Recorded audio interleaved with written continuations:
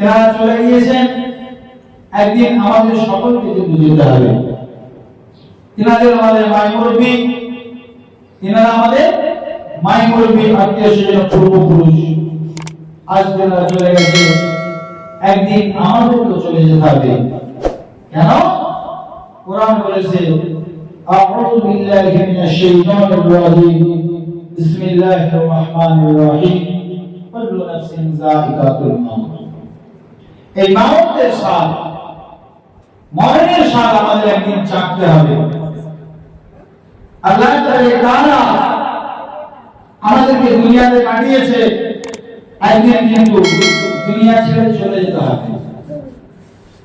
আমরা যেভাবে আমাদের ভাবমূর্তি দেখাই, আমরা দুনিয়াতে যেভাবে চলাফেরা, ওঠা বসা, বলা ব্যবহার আখলাক করি, যে যেমন আমাদের দুনিয়া চিরস্থায়ী, চিরস্থায়ী আমাদের দুনিয়া, আমরা দুনিয়া থেকে আর যাব না।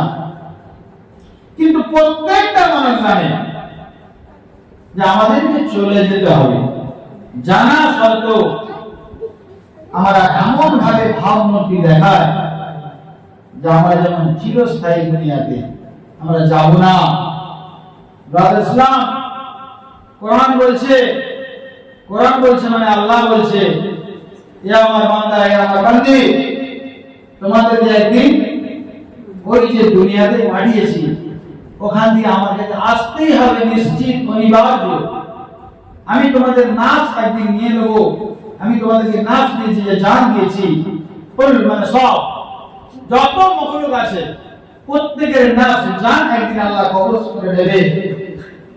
তাই আমাদেরকে তখন চলে যেতে হবে।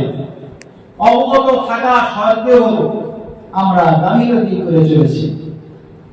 এই গাফিলতির কিন্তু যে আমরা গাফিলতিকে অবহেলা করে আমরা যে অন্যায় অবিচার কর্মকাণ্ড করে চলেছি, তার পানিশমেন্ট কিন্তু আমাদের পেতেই হবে, তার প্রতিবদলা আমাদের পেতেই হবে।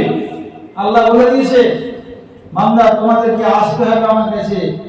আর আসার পর একটা মানে যে জীবনের কোনো শেষ নেই, সেই জীবনের আর শেষ নেই, সেই জীবনে তোমাদের চলে আসতে হবে, সেই দুনিয়ায় চলে আসতে হবে, সেই কালে তোমাদের চলে আসতে হবে। তখন কিন্তু আসার পর সেখানে তোমাদের জন্য আমি দুখানা জিনিস রেখেছি, যেটা হলো একখানা জান্নাত আর একটা জাহান্নাম, বেহেশত আর দোজখ। এই বান্দা, তোমাকে আমি 60 বছর, 70 বছর, 80 বছর আমি যে বয়সটা তোমাদের দিয়েছি, এটা শুধুমাত্র আমার আরাধনা উপাসনার জন্য। একদিন তোমাদেরকে ও দুনিয়া ছেড়ে চলে আসতে হবে। আর তোমরা যদি ভালো কর্ম করে আসতে পারো, আমি আল্লাহ তাআলা তোমাদের জন্য সুন্দর গিফট রেখেছি, তোহফা রেখেছি। তোমরা সেটা এসে এখানে তোমরা গ্রহণ করতে পারবে।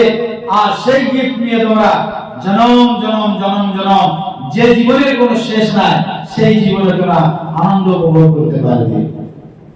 আর এই 60 বছর, 70 বছর অল্প সময় তোমাদের যে জীবন দিয়েছি, এই জীবনটা যদি তোমরা আমার কর্মে, আমার আরাধনা, আমার ইবাদতে যদি তোমরা মগ্ন থাকে না থেকে অন্যায় অবিচার করে চলো, তাহলে জেনে রাখবে তার জন্য আমি কিন্তু একটা ব্যবস্থা করে রেখেছি। তাদের তোমাদেরকে একটা গিফট দেবো, কিন্তু সেই গিফটটা তোমাদের জন্য খুব কষ্টকর হয়ে যাবে।